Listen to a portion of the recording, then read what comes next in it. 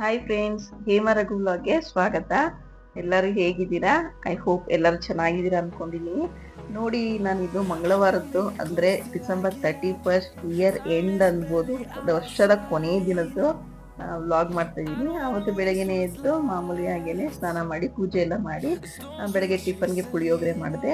ಮತ್ತು ಇವತ್ತಿನ ಬೆಳಗ್ಗೆ ಟಿಫನ್ ಏನೋ ಪುಳಿಯೋಗರೆ ಮುಗಿತು. ನಾಳೆ ಬೆಳಗ್ಗೆ ಏನಪ್ಪಾ ಅನ್ನೋದೊಂದು ಯೋಚನೆ ಬಂತು. ಆಗ ಇಡ್ಲಿ, ಈ ವಾರದಲ್ಲಿ ಇಡ್ಲಿ ಆಗಿರಲಿಲ್ಲ ನಾನು, ಯಾಕಂದ್ರೆ ವಾರಕ್ಕೊಂದ್ಸಲ ಇಡ್ಲಿ, ಒಂದು ಸಲ ದೋಸೆಗೆ ಹಾಕ್ತೀನಿ.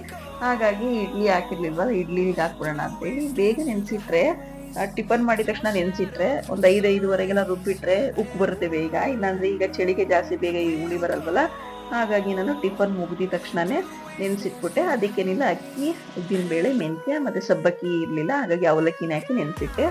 ಅದು ನೆನೆಸಿಟ್ಟಾದ್ಮೇಲೆ ಮಧ್ಯಾಹ್ನ ಅಡುಗೆಗೆ ಅನ್ನ ಮಾಡಿ ಹೆಸರುಕಾಳು ಮತ್ತು ಎಲೆಕೋಸು ಬೀನ್ಸ್ ಹಾಕಿ ಹುಳಿ ಮಾಡಿ ಊಟ ಮಾಡಿದೆ.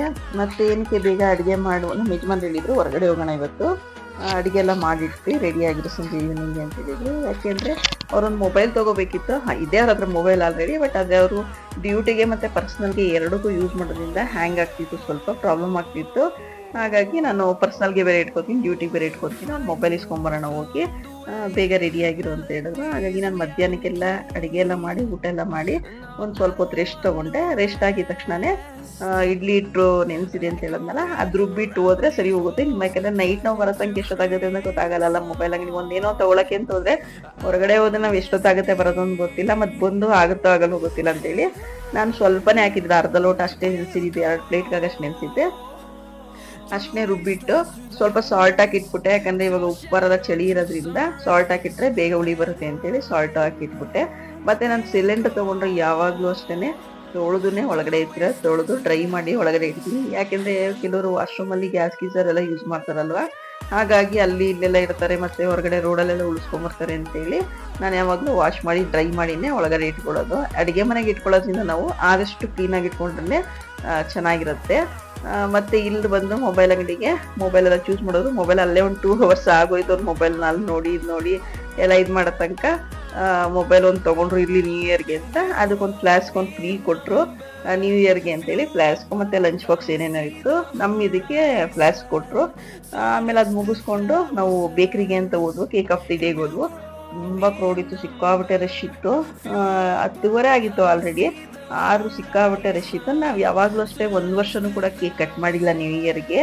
ಈ ವರ್ಷ ಯಾಕಪ್ಪ ಕಟ್ ಮಾಡಿದ್ದು ಅಂತ ಹೇಳಿದ್ರೆ, ನನ್ನ ಮಗನ ಬರ್ಡೇ ಅವ್ರು ಅಯ್ಯಪ್ಪ ಸ್ವಾಮಿಗೆ ಹೋಗಿದ್ರಲ್ಲ, ಹಾಗಾಗಿ ನಾನು ಅವಾಗ ಮಾಡಿಸಿರ್ಲಿಲ್ಲ. ಅವ್ರಿಗೆ ನಾನು ಹೇಳಿದ್ದೆ ನಿಮಗೆ ನ್ಯೂ ಇಯರ್ಗೆ ಕೇಕ್ ಕಟ್ ಮಾಡಿಸ್ತೀನಿ ಅಂತ. ಹಾಗಾಗಿ ನ್ಯೂ ಇಯರ್ಗೂ ಆಗುತ್ತೆ, ಅವ್ನ ಬರ್ಡೇಗೂ ಆಗುತ್ತೆ ಅಂತೇಳಿ ಕಟ್ ಮಾಡಿಸ್ದೆ. ಇಲ್ಲ, ನಾವು ಯಾವಾಗಲೂ ಅಷ್ಟೇ ನ್ಯೂ ಇಯರ್ ಮಾಮೂಲಿ 12 o'clock ಅವ್ರಿಗೆ ಎದ್ದಿರ್ತೀವಿ, ಇದು ಮಾಡ್ತೀವಿ ಅಷ್ಟೇ. ಅದು ಬಿಟ್ಟರೆ ನಾವು ಯಾವಾಗಲೂ ಕೇಕೆಲ್ಲ ಏನೂ ಕಟ್ ಮಾಡಿರಲಿಲ್ಲ. ಅವನು ಡಿಸಪಾಯಿಂಟ್ ಆಗಬಾರ್ದಲ್ವ, ಹೇಳಿದೆ ಅಲ್ವಾ, ಹಾಗಾಗಿ ಎರಡೂ ಆಗುತ್ತೆ ಅಂತೇಳಿ ಕೇಕ್ ತೊಗೊಂಬಂದು ಫ್ರಿಜ್ಜಲ್ಲಿ ಇಟ್ಟೆ. 10:30ಗೆ ಬಂದಿದ್ದು ನಾವು, ತೊಗೊಂಬಂದು ಫ್ರಿಜ್ಜಲ್ಲಿ ಇಟ್ಟರೆ ಸರಿ ಹೋಗುತ್ತೆ.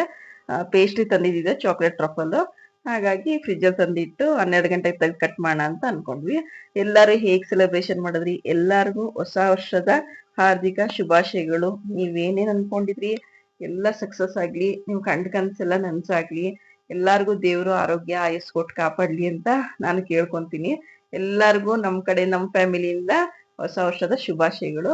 ಇದು ಹೊಸ ವರ್ಷ ಅಂದರೆ ನಮ್ಗೆ ಹೊಸ ವರ್ಷ ಅಲ್ಲ, ಬಟ್ ಅದಕ್ಕೆ ಕ್ಯಾಲೆಂಡರ್ ಪ್ರಕಾರ ಹೋದ್ರೆ, ಡೇಟ್ ಪ್ರಕಾರ ಹೋದ್ರೆ ಫಸ್ಟ್ ಡೇ ಅಲ್ವಾ, ಫಸ್ಟ್ ಡೇ ಫಸ್ಟ್ ಮಂತ್. ಹಾಗಾಗಿ ಇದನ್ನ ನಾವು ಕ್ಯಾಲೆಂಡರ್ ನ್ಯೂ ಇಯರ್ ಅಂತ ಸೆಲೆಬ್ರೇಷನ್ ಮಾಡಬೇಕು. ನಮ್ಗೇನಿದು ಯುಗಾದಿ ಹಬ್ಬನೇ ಹೊಸ ವರ್ಷ ಅಲ್ವಾ, ಬಟ್ ಆದ್ರೆ ಇದು ಕ್ಯಾಲೆಂಡರ್ ಪ್ರಕಾರ ಹೊಸ ವರ್ಷ ಅಂತೇಳಿ ಒಂದು ಸೆಲೆಬ್ರೇಷನ್ ಮಾಡಿದ್ರೆ ಚೆನ್ನಾಗಿರುತ್ತೆ ಅಂತ ಹೇಳಿ ನನ್ನ ಮಗನ ಕೈಲಿ ಕೇಕ್ ಕಟ್ ಮಾಡಿಸ್ತು.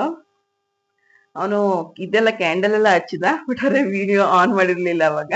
ಸರಿ, ಆಮೇಲೆ ನೋಡಿ ಆಮೇಲೆ ವಿಡಿಯೋ ಆನ್ ಮಾಡ್ದ, ಅವನ ಕೈಲೇ ಕಟ್ ಮಾಡಿಸ್ದು. ಅವ್ನಿಗೊಂಥರ ಖುಷಿ ಆಯ್ತು. ಅವನು ಕಟ್ ಮಾಡೋದು, ಹ್ಯಾಪಿ ಬರ್ಡೇ ಅಂತಾನು ಹೇಳ್ದ, ಹ್ಯಾಪಿ ನ್ಯೂ ಇಯರ್ ಅಂತಾನು ಹೇಳ್ದ. 1 ತಿಂಗಳು ಲೇಟ್ ಆಗಿ ಮಾಡ್ತಾ ಇದೀವಿ. ಡಿಸೆಂಬರ್ 2 ಮಾಡೋದನ್ನ January 1 ಮಾಡ್ದಂಗಾಯ್ತು.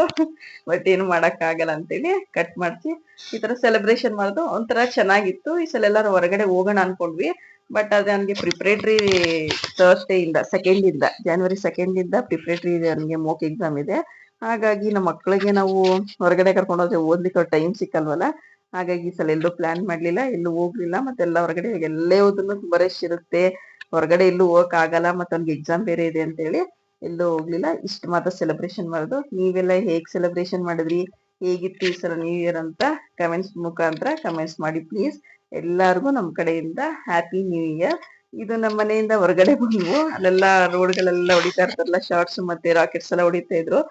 ಒಂಥರ ಚೆನ್ನಾಗಿತ್ತು. ತುಂಬಾ ಮಕ್ಕಳೆಲ್ಲ ಎದ್ದಿದ್ರು, ಯಾರು ಮಲ್ಗೆ ಇರ್ಲಿಲ್ಲ. ತುಂಬಾ ಜನ ಪಕ್ಕದ ರೋಡಲ್ಲೆಲ್ಲ ಮಕ್ಕಳದು ತುಂಬಾ ಸೌಂಡ್ ಕೇಳಿಸ್ತಿತ್ತು, happy new year happy new year ಅಂತ ಇದ್ ಮಾಡ್ತಾ ಇದ್ರು. ಮತ್ ನನ್ ಮಗನ್ಗೆ ಎಕ್ಸಾಮ್ ಇರೋದ್ರಿಂದ ನಾವು ಇಷ್ಟ 12 ಗಂಟೆವರೆಗೂ ಎದ್ದಿದ್ವು ಅಷ್ಟೇ. 12 ಗಂಟೆ ಆದ್ಮೇಲೆ ಪಟಾಕಿ ಎಲ್ಲ ಹೊಡೆದ್ಮೇಲೆ ಕೇಕ್ ಎಲ್ಲ ಕಟ್ ಮಾಡಿಸಿ ಮಲಗಿಸ್ತೇನ. ಈ ತರ ಇತ್ತು ನಮ್ದು ನ್ಯೂ ಇಯರ್ ಸೆಲೆಬ್ರೇಷನ್. ನಾನು ಏನು ಮಾಡ್ಲಿಲ್ಲ. ಹೇಗಿತ್ತು ಅಂತ ನೋಡಿ. Okay, thank you, bye friends.